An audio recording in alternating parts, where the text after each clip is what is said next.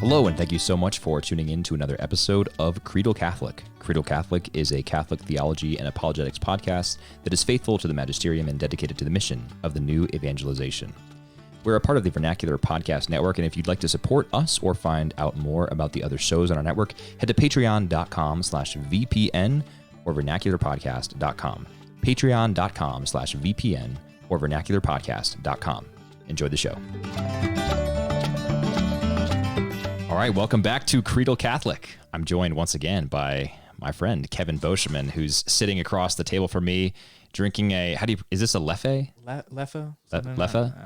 Leffe beverage. I've heard it different ways. And just before we turn the microphone on, we were talking about how this once was brewed by Trappist monks. That's right. And what is it now? InBev, of course. Bought out by InBev. So this is, Kevin, you and I used to live in St. Louis, and I remember driving on I-64 past these big billboards for St. Louis University, and it said, a university in the Jesuit tradition. So I think of this beer as a beer in the Trappist tradition. As in, there's really nothing Trappist about it. Well, maybe, the label is a little bit Trappist. It has a little Latin on it. It says Abbey Ale. It does. Ex opera messis. What? My Latin is not as good as yours. What is messis in Latin? Oh, wow, you just called me out. Okay. You're asking me to read a beer label. And and I noticed the back says, savor the mystery of the ages. With InBev. So we're going to talk about the Eucharist today, Kevin.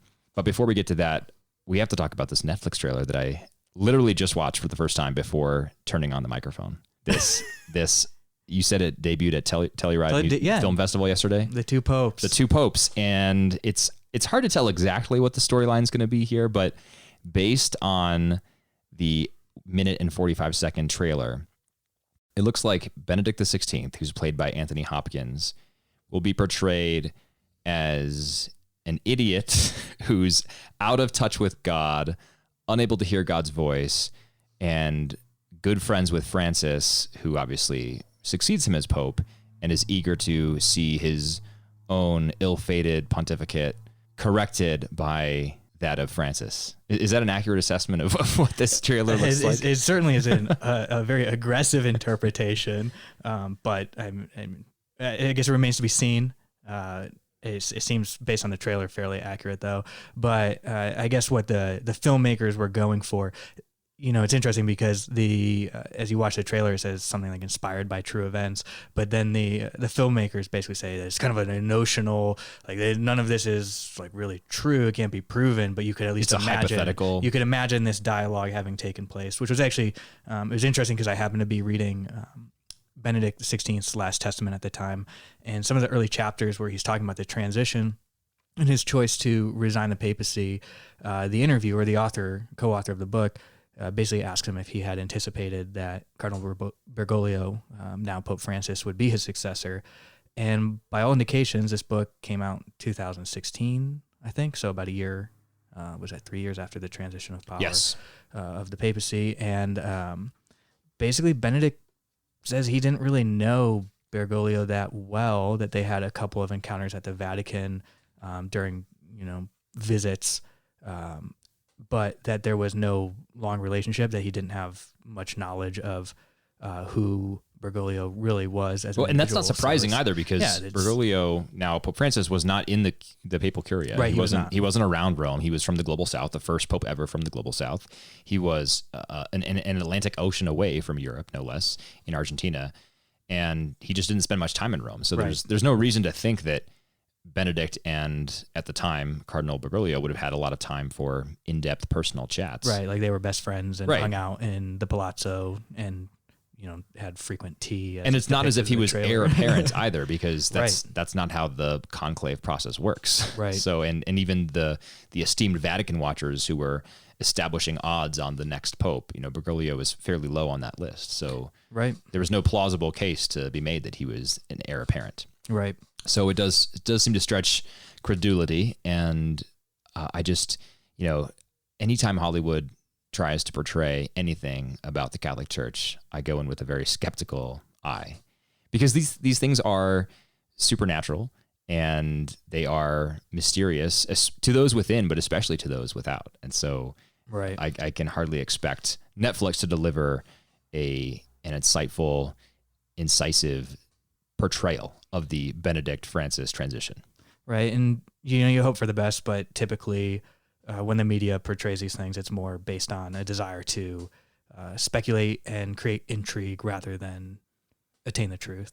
So, yeah, well, I think there's certainly a desire to create intrigue, and you do that through speculation. But I also am probably a little bit more cynical than you in that I just think there's a lot of narrative driving this as well. And there's an agenda and there's an intent to illustrate the church under Benedict as hopelessly out of touch and anti-Islamic perhaps, and needing to be up to date on sexual ethics. And then the Francis pontificate, rightly or wrongly, of course, but seen very frequently as that is finally trying to usher the church into the 21st century. And I think that narrative is woefully deficient and not based on facts in many cases, but it seems like this film is probably going to try to continue to drive that narrative.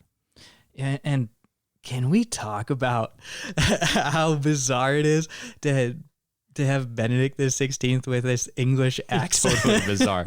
Completely. Yeah. I mean, Anthony Hopkins, of course, a very accomplished actor with a very good voice, but they didn't even try to have him do a German accent. Oh, well, I canceled my Netflix subscription, so I probably won't be seeing it at any point in time. It's like, but is this the Archbishop of Canterbury? What is going on here? Well, I think that's probably, we'll see what happens, but happy Labor Day as well. Yes, you as well. Here we are. Workers of the world unite. Here we are on a Monday, recording a Monday afternoon because neither of us had to work. So very blessed in that sense. Hashtag blessed. Hashtag blessed. I got to, with my Labor Day morning, I actually got to read a really great article in Dominicana. So for any listeners who maybe aren't familiar or haven't heard of this, Dominicana is the journal of the Brothers in Formation for the Order of Preachers, Province of St. Joseph, which is the Eastern Province. So the Brothers in Formation maintain a journal as well as a blog where they reflect, usually have a meditation every day. Yeah. And today's was particularly beautiful, talking about Labor Day and a reminder that, Labor Day began in September of 1882, and it was kind of a response to the industrial era and how man was reduced almost entirely to work, right? You'd have these not 40-hour work weeks, but maybe 6 or 7 day work weeks of 12 plus hours a day. And Brother Elijah Dubeck, who wrote the article for today, talks very eloquently about the importance, reminding us that, man is required to work, but is not necessarily made for work. It's not what gives us our dignity. I think it's always a very good reminder in today's day and age. It is, yeah. At Mass this morning, the priest who gave the homily made a similar point in saying that work is always supposed to, rightly ordered work before God is supposed to enhance and complement our human dignity, not detract from it. And on top of that, we often get caught up in this very consumerist mentality of working a job and working as many hours as we can. A lawyer does billable hours, or you pick up as many extra shifts as you can to make money. Now, I think the economic reality of many families today is that they have to do that to make ends meet. But people often do that also to just acquire more money. And, a job is about money, but true work should be about adding to your dignity.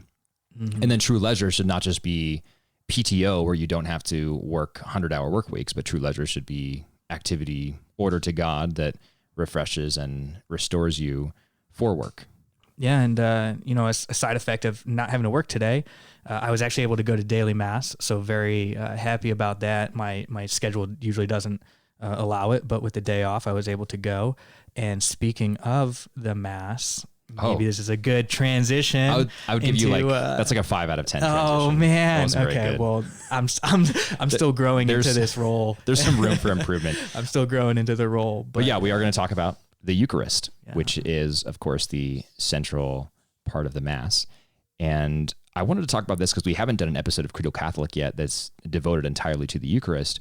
But this is such an important part of our faith as Catholics. We had a great discussion on the last episode talking about Veritatis Splendor, but we thought that it would be good to sit down and talk about the Eucharist. And I have a guest coming up on the show. Unfortunately, not for a couple months. His schedule is very full, but he is going to be joining us to talk more about the Eucharist and counter some Protestant objections to it. But Kevin and I wanted to sit down and give sort of an overview of the Catholic teaching on the Eucharist, to talk about some important points that every Catholic should understand. The backdrop of this conversation, I think, is this survey from Pew that came out that said, I think 25% of U.S. Catholics believe that the bread and the wine are the actual body and blood. I'm going to look up the exact stats. It's about 50% believe in the transubstantiation. It's 28% know the teaching of transubstantiation and accept it. There's a total of 31% who know that that's what the church teaches. So out of that, if you take 28 out of 31, that means there's 3% of American Catholics who know the teaching and reject it. And then I think there's another about 20% who were not able to recognize that transubstantiation is what the church teaches. I just pulled up the stats. So here we go. 31%, like you said, Kevin, believe the church is teaching about transubstantiation. So 31% believe the bread and the wine become the body and blood. 28% know the church is teaching about transubstantiation. 2% think the church teaches that the bread and wine are merely symbols, and 1% are unsure of what the church actually teaches.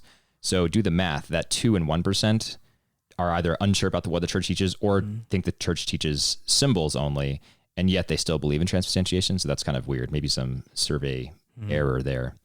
But then there are 69%, so more than 2/3, that believe the bread and wine are symbols. 22% believe that, even knowing the church is teaching about transubstantiation. 43% think that the church teaches that the bread and wine are just symbols. And then 4% are unsure of what the church teaches. So a very big problem. Basically, where you want to be is 100% know the teaching and believe it. Right. Instead, we're at 28% know the church teaching and believe it, and 43% think the church teaches that they're symbols, and 69% don't believe the teaching, period. And we're maybe a little late to the fight on this one. This survey came out about a month ago. Yeah, I think so. And there's a lot of great kind of literature and presentations that have come out of this. Bishop Barron has done a couple of things. Word to Life, which is a radio show on Catholic radio hosted by, again, the province of St. Joseph for the Order of Preachers. They did 2 episodes. You can see them podcast talking about this topic. But I think, we talked about doing this, and we agreed that even though one could argue it's a little bit after the fact with the survey, it's still so important and an issue that should not fade from the forefront. So hopefully, maybe rather than being late, we are timely in the sense of continuing the effort to spread what the church actually teaches about this. Yeah, I hope so, because this is as the Second Vatican Council calls it, the source and the summit of the Christian life. So we have to get this right. Right. This is the very center of all of it. So we have to get this right. Now that probably sounds strange to a Protestant who's listening to this, because from a Protestant perspective, the Eucharist is almost never given the same level of prominence that it has in our Catholic theology. Now, there's definitely a range in Protestantism. There will be some who embrace a Zwinglian theology and say, no, they're mere symbols, and so we don't need to give it the prominence that others do. And then you have Anglicans and Lutherans who will say, no, we give it a very high prominence. It features centrally in our liturgies and our mass, whatever. But you'll find no one in Protestant circles who practices Eucharistic adoration, for example, bows before the monstrance, head to the floor, and proclaims that is the body of Christ in the monstrance. So even though there is a range in Protestantism, you won't find a perspective that places such a high emphasis on the body and blood. And I think that the range basically of opinions on what the Catholic practice looks like idolatry in a worst case scenario, right? Why is this person bowing down before the bread and wine when it is just bread and wine? Why are they going to Eucharistic adoration and bowing to this thing that has a wafer in it? Obviously, we don't believe it's actually wafer, but to an outsider, that's what it looks like. So in a worst case scenario, it looks like idolatry. I think in a best case scenario, you look at Catholics as a Protestant and think, okay, this is a waste of time. There's nothing there, so you guys are just sort of wasting your time. You could be doing more important things.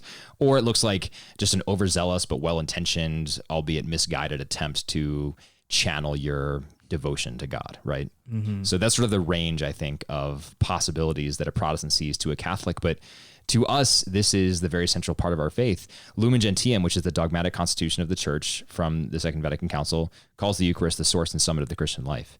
And I think if that is true, then, and we have to accept that it is true as good creedal Catholics, then we have to be sure we understand exactly what the Church teaches about it. We can't be in that 43% of people who think the Church teaches that the bread and wine are symbols. And we can't be in that 22% who know the Church teaching but still decide not to believe it. Yeah, I think you know definitely more about what it would be like, or how a Protestant would look at this being on the other side. But I think one of the big criticisms or lines of criticism that someone who is not a believer in transubstantiation will leverage against Catholics is that the teaching is not in the Bible. So Zach, what do you what is your response to someone who would say that this idea that the bread and wine contain the true body and blood, soul, and divinity of Christ? So it's a great question, and you're in good company in asking that question, because I just recently read an essay by none other than the former Benedict XVI, at the time Joseph Cardinal Ratzinger, called "The Presence of the Lord in the Sacrament." And that is found in his longer book that's sort of a collection of essays called "God is Near Us, the Eucharist, the Heart of Life." And in the essay, Joseph Cardinal Ratzinger asks 3 questions about the Eucharist. He says, let's sort of get to the bottom of these. First, is it in the Bible? Second, is it possible for a body to be everywhere at all times and places? Because you have my parish here in Colorado Springs, and your parish in Denver, and another parish in Kinshasa in the Democratic Republic of Congo that may be having Mass at the same exact time. So can Jesus really be in all those places at one time, right? And then when I commune and when you commune and we go home with Jesus inside of us after we commune, is that possible? Like, doesn't this break metaphysical boundaries? And then the third question that Joseph Cardinal Ratzinger asks in this essay is whether or not modern science has sort of disproven the metaphysics that these ideas are based on. But the first one, like you said, is this in the Bible? I think this is a really important one. And I'd like to have us sort of just talk about John chapter 6 here, because this is a passage that I think is really easy to overlook as a Protestant, or just write off as some over-imaginative metaphorization by our Lord. But the words here really pack a punch, and the disciples on the spot were a little bit offended at them, and the crowd was offended, but Jesus stuck to his guns. So I'm going to read here from John chapter 6, verses 49 through, let's go through 58. So 49 through 58. Jesus says, "Your fathers ate the manna in the wilderness, and they died. This is the bread which comes down from heaven, that a man may eat of it and not die. I am the living bread which came down from heaven. If anyone eats of this bread, he will live forever. And the bread which I shall give for the life of the world is my flesh." The Jews then disputed among themselves, saying, "How can this man give us his flesh to eat?" So Jesus said to them, "Truly, truly, I say to you, unless you eat the flesh of the Son of Man and drink his blood, you have no life in you. He who eats my flesh and drinks my blood has eternal life, and I will raise him up at the last day. For my flesh is food indeed, and my blood is drink indeed. He who eats my flesh and drinks my blood abides in me, and I in him. As the living Father sent me, and I live because of the Father, so he who eats me will live because of me. This is the bread which came down from heaven, not such as the fathers ate and died. He who eats this bread will live forever." This he said in the synagogue as he taught at Capernaum. Many of his disciples, when they heard it, said, "This is a hard saying. Who can listen to it?" But Jesus, knowing in himself that his disciples murmured at it, said to them, "Do you take offense at this? Then what if you were to see the Son of Man ascending where he was before? It is the Spirit that gives life. The flesh is of no avail. The words that I have spoken to you are spirit and life. But there are some of you that do not believe." For Jesus knew from the first who those were that did not believe and who it was that would betray him. And he said, "This is why I told you that no one can come to me unless it is granted him by the Father." After this, many of his disciples drew back and no longer walked with him. Jesus said to the 12, "Will you also go away?" Simon Peter answered him, "Lord, to whom shall we go? You have the words of eternal life, and we have believed and have come to know that you are the Holy One of God." I went further. I ended at verse 69 there. But so, Kevin, what are your first thoughts there? John chapter 6. First of all, does this answer the question about whether or not the Eucharist is in the Bible? Say certainly there's certainly teaching in the Bible there, right? This is the bread of life discourse, and it certainly addresses the question. And I think what is really beautiful about this passage is that Jesus recognizes that this is a difficult teaching, and he clarifies it, right? He spends the time in these passages to say, no, this is not, this is not a metaphor. This is not easy. I'm telling you, this is truly my flesh and my blood, and this is the way to eternal life. And people will reject, and we see that people do turn away as a result. But I think the great faith of Simon Peter is so incredible. It's actually, I'm glad you continue, because that's one of my favorite verses when Christ actually asks him if they will turn away as well. Right. And he said, who else should we go? Where do we go? Yeah. Yeah. I mean, a couple things on this. One, like you said, it's very literal, and Jesus doubles down on this. I know some interpretations say this is just Jesus speaking metaphorically, but that really doesn't stand up to scrutiny of the text here. So you have Jesus, first of all, like you said, the bread of life discourse. In many of the verses preceding where I started, Jesus is saying things like, "Truly, truly, I say to you, it was not Moses who gave you the bread from heaven. My Father gives you the true bread from heaven. For the bread of God is that which comes down from heaven and gives life to the world." Clearly, this is echoing manna, right? In the first Exodus. "I am the bread of life. He who comes to me shall not hunger, and he who believes in me shall never thirst." And the verb here is the Greek word. I don't know if the pronunciation is totally correct. You're the Greek scholar, Kevin, but estheo, which means to literally eat, and can also be a word that is much more graphic than that. It means like to devour or to consume. And estheo occurs 18 times in the Gospel of John, and every single time it either occurs in these passages about the bread of life that some people say are metaphorical, or it talks about actually eating food, like just, you sit down to lunch and you eat a meal. In fact, in the early part of John chapter 6 is the feeding of the 5,000. That's not metaphorical, right? This is a miracle in which Jesus gives actual food, actual sustenance, actual fish and bread to 5,000 people who have come to hear him talk. So continuing in that vein, it's hard to make an argument that there's a sudden shift here, a sudden tonal shift where Jesus is now no longer speaking literally, but speaking metaphorically when he's talking about eating. The second thing is people are clearly offended at this, right? Because it seems like they're taking him literally, right? When he says, "I'm the living bread. If anyone eats of this bread, he'll live forever." We have in verse 52 the Jews disputing among themselves, saying, "How can this man give us his flesh to eat?" Right? Like that's that word estheo again. They're clearly saying, "How is this guy going to give himself to us to eat him?" That's ridiculous. Right. And Jesus doubles down in verse 53. "Truly, truly, I say to you, unless you eat," again the verb estheo, "the flesh of the Son of Man and drink his blood, you have no life in you." And so he says this, right? He says this to the people who are offended. Many of his disciples in verse 60 say, "This is a hard saying. Who can listen to it?" Like this is strange.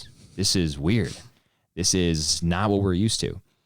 And Jesus doesn't say, "Guys, relax. It's a metaphor. I'm just trying to chill out. No, no, that was just, I was just, no. This is just advanced prose. Right. No, he says, "Do you take offense at this?" And his next line here in verse 62 reminds me of a conversation I had with a friend recently who was, I was telling him that I had become Catholic, and he is not Catholic. When we first met, I was not Catholic. So he knew me as a Protestant, and I told him that I had become Catholic about 4 years ago. And he said, a lot of the things of Catholic theology I can sort of get on board with, but the transubstantiation is a bridge too far. I can't really believe that the bread and wine actually become the body and blood. And in verse 62 here, Jesus says to the disciples, after saying, "Do you take offense to this?" He says, "Then what if you were to see the Son of Man ascending where he was before?" And this reminds me of the conversation I had with my friend, because I was thinking, you know what? I totally understand you saying this is a hard saying. This is tough to believe that the bread and wine actually become the body and blood. But you know what else is hard to believe? Back up to earlier in the chapter. It's hard to believe that Jesus multiplied bread and fish and fed 5,000 people with it. It's hard to believe that Jesus raised Lazarus from the dead. It's hard to believe that Jesus let's back up even more than that Jesus is God become man. The incarnation is really, really hard to believe, right? And we do believe it. We have faith in it because these things are true. But we believe so many things in our faith that are tough, right? And part of that is that we believe in them and we give intellectual assent to them, and then that allows us to grow in faith. And they're not in accordance with reason. They're not discordant with reason. They're in accordance with reason, even if they can't be proven in the sense that science wants to, modern science wants to prove things, and modern scientists are obsessed with proving things. So Jesus is saying, you take offense to this. What if you were to see the Son of Man ascending where he was before? And by the way, the disciples will see the Son of Man. He's not speaking metaphorically here. The ascension is an actual historical event that the disciples witnessed and then bore witness to. So I think the metaphorical argument here really strains the text. Yeah, I think the burden of proof, it definitely falls to the person who thinks this is a metaphor, because as you pointed out, the language is so evocative, and Christ says, "I am," throughout these passages. And then again, the verb that he's using to talk about eating, phago or phagain, which means literally to eat or to physically consume something. Right. And then later in John 13:18, when Christ is again at the Last Supper now talking and presenting the Eucharist, he transitions to a new word, and that is trogo. And trogo is a word without any ambiguity, whereas phago can at times have a little bit of a spiritual context. Trogo is a word that is used to literally like to chew on meat, wow, to gnaw meat, right? Very graphic. And yeah. so it's just it's like you said, it strains any sort of interpretation to try to look at this as Christ speaking metaphorically or symbolically. So then it raises, from there the question of what is the reason for disbelief? Is it like kind of like you alluded to, and people say, is a bridge too far? Is it because you think it's an impossibility? Right. Which is a strange assertion for, people who are fond of saying all things are possible through God. True. So it seems if you can be a man incarnate of a virgin, endowed with the Spirit of God, and be God physically manifested on earth, it seems like transforming bread into is pretty low on the list of feats, right? Of miracles, right? Yeah, no, you're exactly right. I mean, when people say that to me, it's like, okay, let me get this straight. So you believe, first of all, in God. I mean, I think that's a very reasonable proposition, but let's start there. You believe in God, and you believe in the Trinity, which is a complete mystery, right? Mm-hmm. It is inaccessible, not entirely inaccessible, but at least partially inaccessible to our human reason. So you embrace the Trinity. And not only that, but you believe the Son of God, who is consubstantial with the Father, became incarnate, right? Was born of a virgin, right? And then grew up and was a man and worked all these miracles and died on a cross, but then he rose again from the dead, and then he ascended into heaven. You believe that, but the bread and wine becoming the body and blood is too much. Like that's a bridge too far. That's where you draw the line. Right. It seems like you draw the line a lot earlier than that. I mean, I think it makes sense if you're a self-described progressive Christian and you say like, no, I believe in God in the sense that I believe there's a sort of there's this deistic presence out there, he, she, it, whatever we can't define, we can't know. And I think that Christianity is one historical expression of belief in this deistic entity. And I think that, the beauty of Christianity is that the resurrection isn't literal, but spiritual in the sense that we can all be born anew. Like, if you're going to take that approach, then I understand why you're not going to believe in transubstantiation, because you're just not going to believe in any miracles. You're not going to believe in anything that is not entirely accessible to your limited reason. But don't believe all the other stuff and then reject this one. That doesn't make any sense. Right. So I think that pretty much addresses the question about whether or not the Eucharist is in the Bible. Would you say so? Yeah, I think so. I will just add to this. I mean, look at 1 Corinthians 10 and 11, where Paul talks very clearly about transubstantiation, and he actually talks about how some people are getting sick by taking the bread and wine unworthily. You don't get sick if you just eat regular bread and wine with sin on your soul. That's not a thing, right? Mm-hmm. If you just eat regular bread and wine and you have sin on your soul, you're not going to get sick. The reason people are getting sick is because there's something special about these elements. There's something special about the bread and the wine after they're consecrated at Mass, right? So that's like people are getting sick. Very clearly too in 1 Corinthians chapter 11, verses 23 through 26. Right. This is the chalice of my blood. This chalice is the new covenant in my blood. This is my body. Very clear on the language there. Also, there are many, many, many, many, many other scriptural references or foreshadowings or descriptions of the Eucharist. And I will include a link in the show notes, but if you're just listening to this and you want to check out this site, go to scripturecatholic.com/the-Eucharist, and you will see a very long list of some scriptural passages that reference or refer to the Eucharist in some way. So go check that out. But I think we have answered the question of whether or not this is in the Bible. And to your question, Kevin, just before we hit the record button, you were talking about some of the theological work on the Eucharist and how grounded it is in Scripture, and how fundamentally, theologians as learned as Thomas Aquinas base their ideas not on Aristotle's metaphysics, but on the word choice of Holy Writ, Holy Scripture, looking at why Jesus said, "Here," or "This is my body," rather than "Here is my body." It is the most literal interpretation, right? And some of the greatest biblical scholars and greatest theologians of the tradition, were very faithful to the actual written text and scrutinized it, because words mean things, and they were aware of that, as we are aware of that today, and they studied it with that sort of meaning. And so looking then, at this second question you proposed about, is it possible for a body to be everywhere at all times and places? So is it possible, how is it possible that you can be celebrating the Eucharist in Colorado Springs, I can be celebrating it in Denver, and other people all around the world can be celebrating at the same time, right? And St. Thomas Aquinas addresses this very well. He addresses a lot of these questions and always very well. Specifically, when we look in his Summa Theologica, which is, of course, his summary of theology. For theology beginners, no less. For beginners, right? And then you read it, and then you're like, oh my. Yeah, right, a beginner. Western education has slipped a little bit, I think. Just a touch.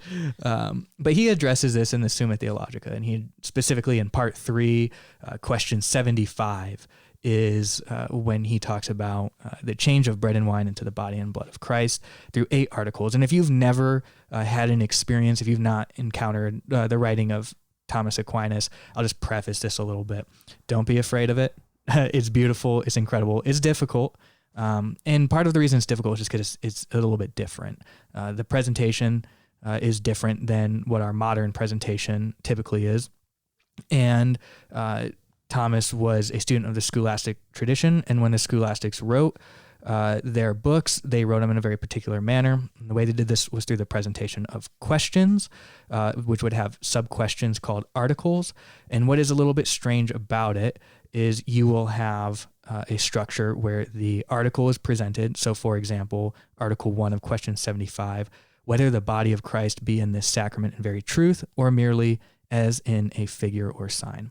And then Thomas does not jump right into providing you his answer. What he does instead is he presents a series of objections. So he takes actually the opposite of the stance that he is going to take is the one that he presents first to acclimatize the audience to some popular objections of the time.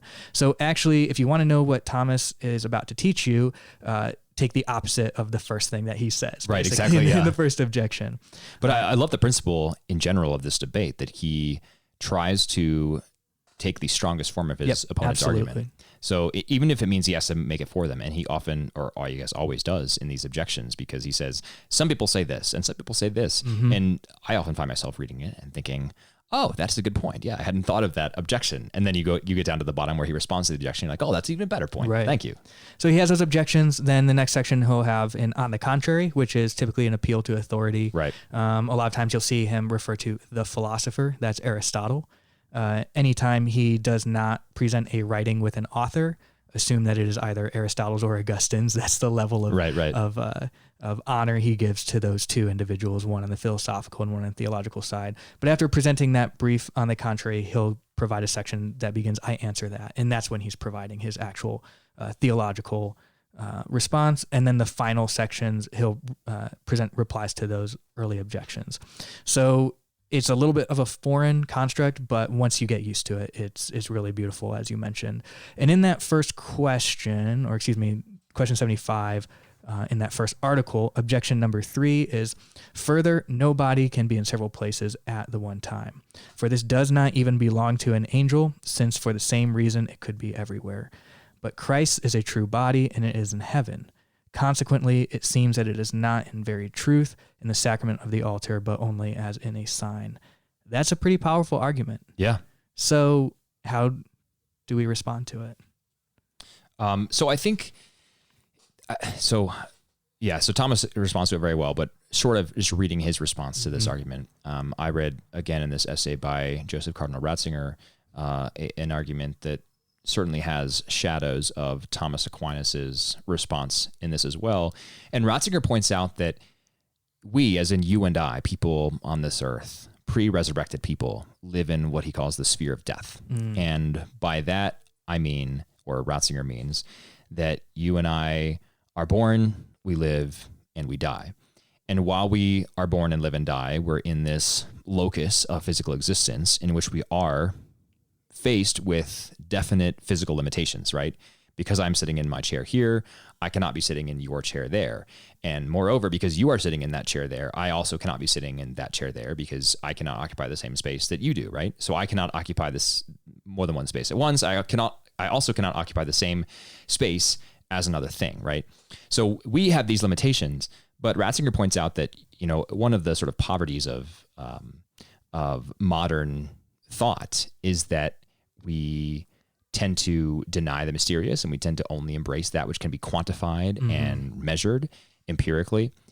That idea is one that he appeals to specifically with the idea that we're going to talk about in question 3, the sort of metaphysics of the Eucharist, but it also applies here and how we're stuck in this sphere of death. What's very clear in the gospel passages especially is that Jesus, once he's resurrected, is no longer in the sphere of death. So think about, for example, when any of the resurrection appearances by Jesus to the disciples. Right. Outside of the tomb, when he appears to... On the road to Emmaus. Exactly. Road to Emmaus, appearing to Mary Magdalene. Think also about the passage in John chapter 20, I think it is. John chapter 20, verse 19 here. On the evening of that day, the first day of the week, the doors being shut where the disciples were for fear of the Jews, Jesus came and stood among them and said to them, "Peace be with you." So a couple things here. You might miss it if you read the passage quickly, but first of all, why would Jesus say, "Peace be with you"? Like, he's their friend, right?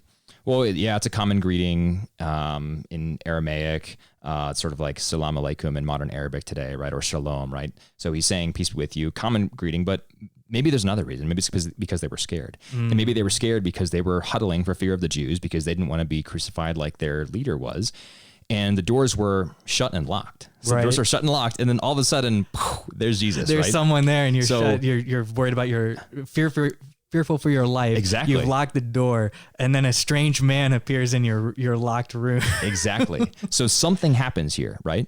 And that is the fact that Jesus was able to, I mean, he's either really good with a lockpick, right? Or he somehow manifested himself despite the locked door and the walls, right? So is Jesus a ghost? No, he's definitely not a ghost, because we know from elsewhere that Lazarus put his hands in his side and his fingers in the holes in his hands, right? Thomas. Did I say Lazarus? You said Lazarus. Sorry, Thomas. Yeah. So Thomas did that, right? Like that possibility is addressed elsewhere, right? So we know that Jesus is not a ghost. We know that this is an actual physical resurrected Jesus. So this, back to those who say the Eucharist is a metaphor or sort of a spiritual sign. No, this is not spiritual. This is real. This is flesh and blood. This is Jesus appearing to them, but somehow Jesus is not bound by these physical laws that you and I are bound by in this sphere of death. Okay, so that's one example. Another one, for example, look in Luke 24. This is pretty cool. So he appears to these disciples on the walk to Emmaus. They're with him. They don't recognize him, though, right? They don't recognize this as Jesus. Now, I've read this before and thought this is kind of strange. Like, he just died a few days ago, right? Why would they not recognize this guy? They're broken up by his death, and yet he's walking with them on a road in the middle of nowhere. It's a quiet road, probably not too busy on the road to Emmaus. And they're talking with him the whole way, but they don't recognize him. And so when is it that they recognize him? Verse 30, when he was at table with them, he took the bread and blessed and broke it and gave it to them. And their eyes were opened and they recognized him, and he vanished out of their sight. So a couple things there, right? one, they didn't recognize him until the breaking of bread. Right. That's interesting. That sounds rather Eucharistic, doesn't it? And second, after they recognized him, what did he do? Just Vanished. right? He vanished out of their sight. He's gone, right? So clearly Jesus is not bound by these physical laws that we tend to think he would be bound by. He's resurrected. He is the God-man, right? Still man, but he's resurrected. And therefore the objection, I think, doesn't hold water. What do you think of that? Yeah, I think that's a really great illustration of how the resurrected Christ is not bound by the materialistic constraints of our world, right? And the criticisms against that are almost all, as you mentioned, kind of objectivistic and materialistic. And so I'll just kind of I'll wrap up with with what Thomas basically actually says. I'm sure he says it way more pithily and intelligently than me. So, but very very difficult, as is often the case, very difficult to fully grasp what he is saying. But he says Christ's body is not in this sacrament in the same way as a body is in a place. Sounds like what you were just talking about, which is by dimensions is commensurate with the place, but in a special manner, which is proper to this sacrament. Hence we say that Christ's body is upon many altars, not as in different places, but sacramentally. And thereby we do not understand that Christ is there only as in a sign, although a sacrament is a kind of sign, but that Christ's body is here after a fashion proper to this sacrament, as stated above. And then a little bit later in this article, Thomas also makes a very, I think, useful, although very difficult to fully grasp, I think, argument about the difference between being body and being a body. Oh, yeah, this is good. And he basically says that the way we can understand this is that in the Eucharist, we have Christ's body, but we're not saying that that is a body in the sense of, as you mentioned, your body is a body and has to manifest itself in a singular place. So this distinction between body and a body, as I mentioned, is pretty difficult. I'm not sure that I, even having read it many times, have a full grasp on it yet. Maybe I never will, but that's part of the beautiful thing that Thomas also says is part of this whole mystery is it provides us an opportunity for faith as well. There are clear arguments for why the Eucharist, it's in the Bible and why it can exist from a metaphysical standpoint, but ultimately you still have to take it on faith, right? Which kind of brings us right into the next question, something so faith being so anathemical to modern science. Your kind of last question that you posed earlier, hasn't modern science disproven these notions of substance that we claim take place? And I raced right through that and didn't give you an opportunity to comment. No, that's fine. I do want to just say one quick thing on the body point, right? So this is not, well, let me back up. You'll find some people, I think, who will say, I've read this, that Augustine rejected transubstantiation. Mm-hmm. False. He did not. Augustine was countering some ideas that Christians were cannibals, right? Mm-hmm. And so Augustine wanted people to know that, hey, when we say we're eating his body, we don't mean that we are eating a body as if, we're sort of, eating someone's toes or arm or elbow or something like that. Mm-hmm. This is very real, and this is substantial in the sense that this is actual substance, but this, when I commune and I participate in the eating of the body and blood, in a mystical and mysterious way, I consume the body, blood, soul, and divinity of Christ, whole and entire. And so do you, Kevin, right? So I'm not eating a little piece of the body and you're eating a piece of the body. I am eating and drinking the body and blood of Christ, whole and entire, just as you are. And so I think that's part of what Thomas is getting at, that this is not as if Jesus' body is being sort of segmented up into little digestible wafer-sized pieces and sips of drink, but rather through participating in the Eucharist in a very real, not just symbolic, but a very real and substantial way, the believer consumes the whole of Christ. And again, not just his body, so not just his anatomy, but his body, blood, soul, and divinity. Yeah, that's great. I mean, I actually find that very helpful, having just talked through that kind of as someone who maybe didn't. I think you've brought me a little closer to a fuller understanding of that. Good. So thanks. But we're all working on it. But Zach, Yeah. modern science. Oh, yes. I wouldn't do this. All hail science. I wouldn't do this, but let's say, if you took the host, if you took the consecrated body of Christ and tested it, did some DNA testing, is it going to show up positive for Jesus, or is it going to look to the scientific eye every bit as though it is bread or wine? Well, let me just preface this by saying I'm not talking about, the rare cases of Eucharistic miracles, because those exist and those are amazing, and those deserve consideration and perhaps the assent of faith, but that's not what we're talking about right now. So your average consecrated host, right? Average is a poor word there. The majority holy of and venerable. yes, consecrated host. Yeah, you know what I mean, right? If we were to take it and analyze it in a microscope, or if someone were to do that, would they see anything different there? Would they see little images of Our Lady of Guadalupe, perhaps on the molecular level? One can hope. One can hope, but no, they would not. And the church has never held that there's something.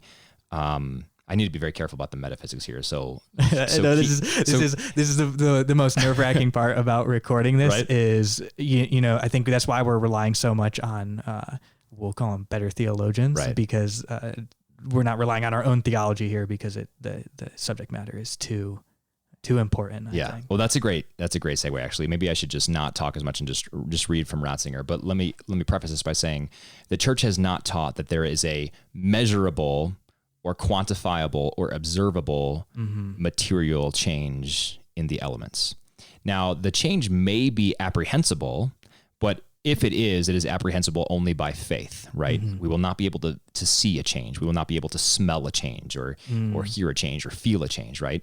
So if it is apprehensible at all, it will be only through the eyes of faith. But with that said, so the church has never taught there is a visible or observable material change. So if you were to take it under a microscope, you wouldn't see anything different. But now, with that said, the reason that that's the case is because the material world is not all that is real. If it were, then we would not have our ideas of God that we do. And if it were, the entire faith would collapse, because the faith itself is built on this idea that there is more to the world than what is readily discernible through the five senses. And this again goes to the poverty of spirit or poverty of intellect that I was talking about, Ratzinger discussing earlier in this podcast. Now, Ratzinger phrases it this way. He says, "Has the church not, with her concept of substance, for she speaks of transubstantiation, fettered herself too far too great an extent to a science that is basically primitive and obsolete?" And what he's talking about there is basically by using the word transubstantiation in the Council of Trent, the 13th session, I think it's Canon 2, has the church said, hey, Aristotle was right about all his metaphysics, and we fully embrace the language of substance, and that's what we're going with. We're staking our claim to Aristotle's metaphysics for the truth of what happens in the Eucharist. We can talk about that a little bit later, but Ratzinger rightly says objections like that are in the end very superficial, because he says, first of all, when the church says substance, and when it said substance in the Council of Trent, what it was doing was not saying Aristotle was right about all of his metaphysics, because in fact, you'll find some of Aristotle's metaphysics are incompatible with Catholicism. But instead, what the church was doing was avoiding what Ratzinger says as the naive approach, or the naivety associated with what we can touch or measure. So by saying that the substance is what we're after here, the substance is what we're talking about, not just the quantum, that which we can quantify, we're saying that something real happens here. So Ratzinger says, first, what has always mattered to the church is that a real transformation takes place here. Something genuinely happens in the Eucharist. There's something new there that wasn't there before. We start with the creatures of bread and wine. The Novus Ordo says, fruit of the vine and work of human hands. What does it say for the bread? It's fruit of the vine, fruit of the earth and work of human hands, right? And fruit of the vine and work of human hands. So that's what it starts out as. And then there's a genuine transformation. And then second, Ratzinger says, what is going on here in the Eucharist is an event happening to the thing itself, and not just something that's agreed among ourselves. So there's this idea called transsignification that some people hold to, and they say there's nothing actually that happens to the bread and wine. except unless you consider the fact that we all consider this to be a symbol of something, and our very consideration of this in a sort of constructivist ideation gives it a new meaning. So we assign it a new meaning collectively among ourselves. We decide as a church, hey, we are now going to say this is the body and blood. We're now going to venerate. We're now going to eat it as if it were the body and blood. But it doesn't actually change the substance of the thing, right? So that's transsignification. And Benedict, or Ratzinger, is saying, no, that's not it at all, right? He used the analogy of a flag, like a flag could just be a bit of cloth, right? But when you carry it into battle and when you make it the standard bearer of your nation, it becomes something totally different, and people will die for the flag, and soldiers will go and hold the flag up so that it does not fall onto the ground in the battlefield. That's transsignification. There's nothing, because at the end of the day, it's still a flag. It's a cloth, right? You might be willing to die for the symbol behind that flag, right? But if the flag falls on the ground, it's still a flag. Cloth. Yeah, exactly. So that's transsignification, where the sign becomes transformed, right? Or not transformed, the sign becomes changed, right? Transubstantiation, though, is what the church is teaching, and that's where something actually is taking place. So he says those two things matter, that there is a real transformation that takes place here, and that it is an event happening to the thing itself, rather than just something that is agreed upon by ourselves. And then he leads into a third thing, which sort of we can use to talk about Eucharistic adoration. But he says, if those two things hold true, if that is how it is, then we do not just change the use of the bread and the wine, but through the faithful prayer of the church, the Lord himself is acting and doing a new thing. And then that means that the presence remains. And that is why then we venerate the host in the Blessed Sacrament, because he is still there, because the transformation is real. And this is counter to the what we call the receptionist ideas of many of the Protestant reformers. There was this man named Pitre, martyr of Rigli, who informed many Reformed ideas of the Eucharist. And you'll find, again, a veritable range of ideas of the Eucharist in Protestant circles, from mere symbolism, Zwinglianism, to something like what we call receptionist or consubstantiation in Lutheran circles. But the receptionist idea is basically that there's nothing that happens to the actual elements at the consecration in a substance sense. What happens is that when the believer by faith consumes those things, the grace is effected in the believer. So it's the act of reception that conditions the change that takes place. And Ratzinger here says, no, that's not the case. And in fact, I mean, if the receptionists were right, I think that it would, in a strange way, and this is sort of counter to the whole ideas of the reformers, it sort of conditions the transformation itself onto the act of the believer, right? But what we believe, what we hold to, is that the change in the elements itself into the body and blood is not at all conditional upon what I think or what you think, right? Right. The priest says the words, the priest does the act of consecration in persona Christi, so acting in the person of Christ, and Christ through him transforms those elements into the body and blood. And if no one eats the body and blood, they're still the body and blood, right? They're not conditioned or not conditional upon my faith or your faith in receiving the elements. Yeah.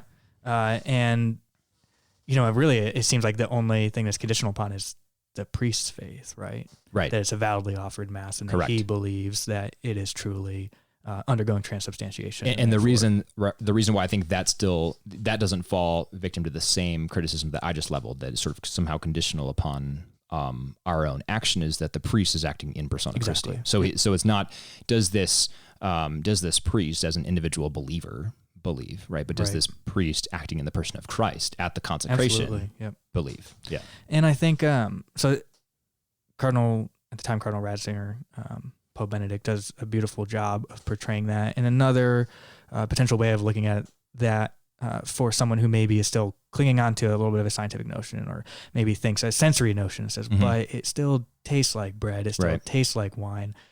St. Thomas does an excellent job of addressing this from a philosophical and theological framework. And the way he does this is in Article 5 of Question 75. The question there is whether the accidents of the bread and wine remain in this sacrament after the change.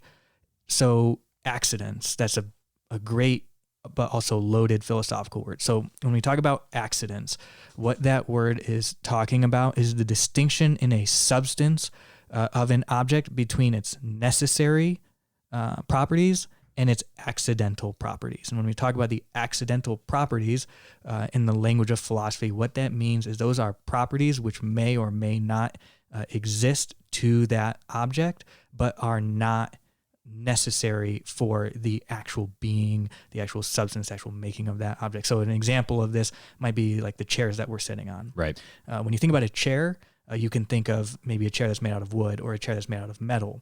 But the fact that it's wood or metal is accidental, to use that language. It's accidental to the fact that it's a chair, right? You could make it out of all kinds of things. You could make shirts out of cotton. You could make them out of different fabrics like polyester, wool, hair shirt, linen, sackcloth.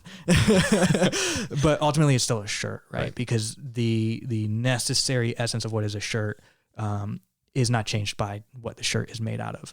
And what Thomas argues is that the accidental properties of the bread and wine remain, while the substance itself, the necessary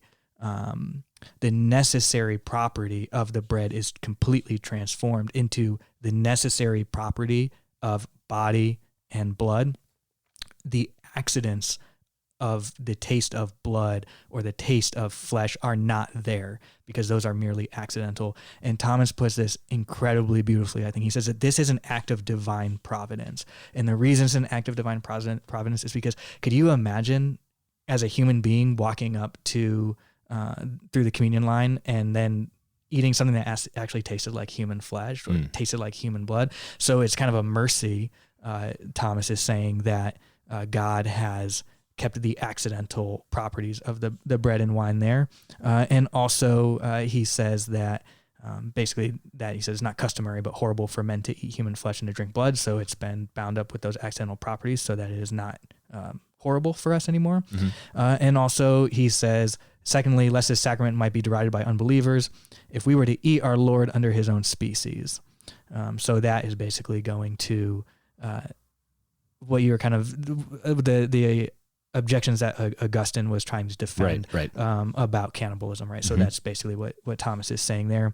And then I think this is beautiful. He says, thirdly, that while we receive our Lord's body and blood invisibly, this may redound to the merit of faith. So it comes down to, yes, the accidental properties are still there. That gives us as believers the opportunity to have true faith in this and say, yes, I know that it tastes like bread. I know that it tastes like wine, but I know in my heart of hearts that this is the true presence, body and blood, soul and divinity of Jesus Christ.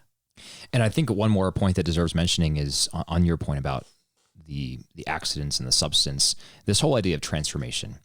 Some of the reformers, I'm thinking here specifically of Peter Martyr of Wrigley, I think Calvin as well, criticized the Catholic doctrine of transubstantiation on some of the grounds that we already mentioned, overusing Aristotelian categories, etc. The Orthodox often criticize the Catholics on the Aristotle terminology as well, and that misses the point for a number of reasons. But Wrigley and Calvin and some others said, we don't embrace this because what the church is teaching is that the ordinary creatures of bread and wine are annihilated and replaced entirely by the body and blood of Christ in the Catholic view. Now, obviously, Wrigley and Calvin didn't actually believe that, but they said, we can't hold to that because you are then saying that matter is bad. And there's an almost like sort of Gnostic or Platonic thrust of that, right, in rejecting the matter. But it's important. Aquinas addresses this. We were talking about it before we turned the microphone on, but Aquinas addresses this question of whether or not the bread and wine are annihilated. And he says that they're not. And in fact, the teaching has never held that the bread and wine are annihilated, but rather that they're transformed. So I think transformed versus annihilated is a very important distinction. And it's, if you think to the Catholic teleology of matter, it is all for God, right? All of creation sings God's praises. That's why every knee shall bow when Christ will come back. So these ordinary creatures are actually in the Eucharistic celebration, at the act of consecration, at the moment of consecration, are caught up in this heavenly liturgy that sings God's praises. And in so doing, they're transformed into the body and blood of their very creator. And so when you think about it that way, it's not about Jesus destroying what we bring, bread and wine, and being like, no, I'm the God of the universe. No, Jesus is taking these humble creatures that we offer up, the fruit of the vine and the fruit of the earth, work of human hands, and saying, thank you, I will transform them. And now they will no longer remain. I will totally remake them, right? In the same way that our bodies will be totally transformed at the last day, right? At the judgment day. We will, our accidents or our bodies will be there. We will be there. We will not be annihilated. We will rather be transformed. Every part of us will be transformed. So that, I think, is an important thing. The second thing, we haven't talked about this very much in this whole discussion, and maybe we can do this at another point. We've talked about these three questions that Ratzinger originally posed in his essay. We haven't talked about, though, the sort of meta-narrative driving the Eucharistic sacrifice. And if you're interested in that, I highly encourage you to pick up Brant Pitre's Jesus and the Jewish Roots of the Eucharist, because this is a very excellent book that looks at all of salvation history it begins, I guess, at the very beginning, but it really pays special attention beginning at what he calls the first Exodus, or what we call Exodus, right, in the Bible, when the Jewish people are led by God out of Egypt, beginning with the Passover meal, right, when they would sacrifice a lamb and then consume the lamb, eat the lamb, as the angel of death passed over them, right? And so the Eucharist is a sign of that Passover, right? And right. It's a reenactment in that sense of the Passover meal. It's incredible. It's a fulfillment of the new covenant. Yep. And so all of these ideas are very, very integral to understanding why exactly Jesus gave us his body and blood to eat, but it's very important too. So Jesus as the new Passover lamb, just to condense it to 10 seconds here, right? Jesus as a new Passover lamb is inaugurating the second Exodus for the church as the new Israel. So this is the sign of the new covenant. And that's exactly why Jesus said, this is the sign of the new covenant, and why Paul in 1 Corinthians 11 echoes that language as well. This is a new covenant. So covenant theology, this is all very important. But that is why we eat the body and blood of Christ. And then the third thing I'll say, just as we wrap up here, this is a hard saying. Yep. Just as we read in John chapter 6. And it is a difficult thing to grasp. And even still, when I go to Mass, I think, my human mind often grapples with this, right? Am I really eating the body and blood of Christ? But the very act of faith, as Thomas is saying, right? It's a challenge of faith. And that very act of faith, all of these things that require faith on our parts are invitations from God for us to grow deeper in faith and draw closer to him. Yeah, I think my kind of last comment on that is, as I was preparing for this and kind of meditating on both what Thomas wrote and much of what we've spoken about, was just as you talked about this being the fulfillment of the covenant, the Paschal sacrifice, now the new covenant. Christ, as we know, was incarnated and is fully human and fully divine, right? So he understood our very human limitations. And that is why I think the way the Eucharist is presented through transubstantiation is so beautiful and so incredible, is because Christ understood our limitations, right? He understood as a human being why this teaching would be hard. He understood why we would not choose to eat something that tasted like flesh and blood. But he also understood the spiritual nature of man that allows him to ascend above that. And so he provided us, as you said, both a satisfaction of our human nature and our humanity, but also through faith, the means to ascend above it. And I think that is one of the great and holy mysteries of the Eucharist, that it allows us both to satisfy our humanity, but also to ascend above it into communion with him. I love that. And it just makes me so thankful that the sign of our covenant with God and our relationship with him and our ability to commune with him is sustenance, right?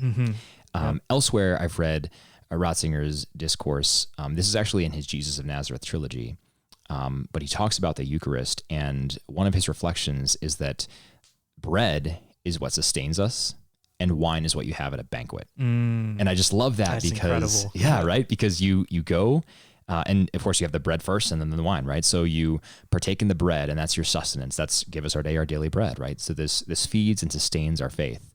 And then what's the wine for? It's to celebrate the new covenant, right? It's the wine of the marriage feast, right? It's the wine at the supper of the Lamb. And so that is very exciting.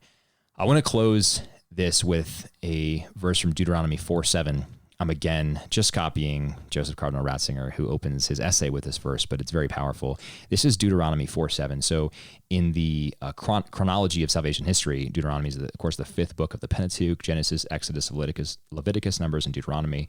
So this is after the at least the inauguration of the Exodus, right? This is in the sort of desert wanderings, a section of Deuteronomy.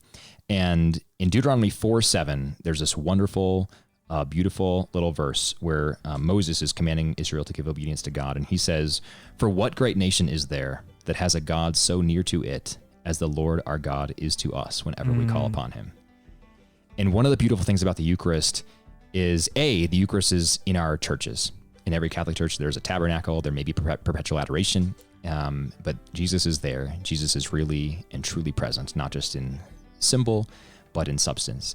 And B, when we consume the Eucharist, Jesus is inside of us, and Jesus sustains our faith in that way. So just as Israel was so blessed to have a God so near to it in Deuteronomy 4, as Moses pointed out, that's what the church has now. For what great nation is there that has a God so near to it as the Lord our God is to us whenever we call upon him? Incredible.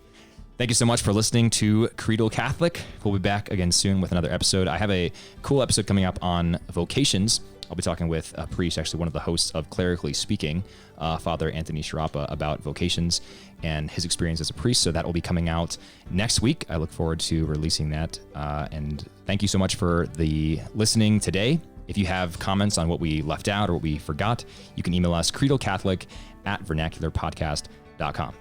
Thank you so much for listening, and we'll be back next week.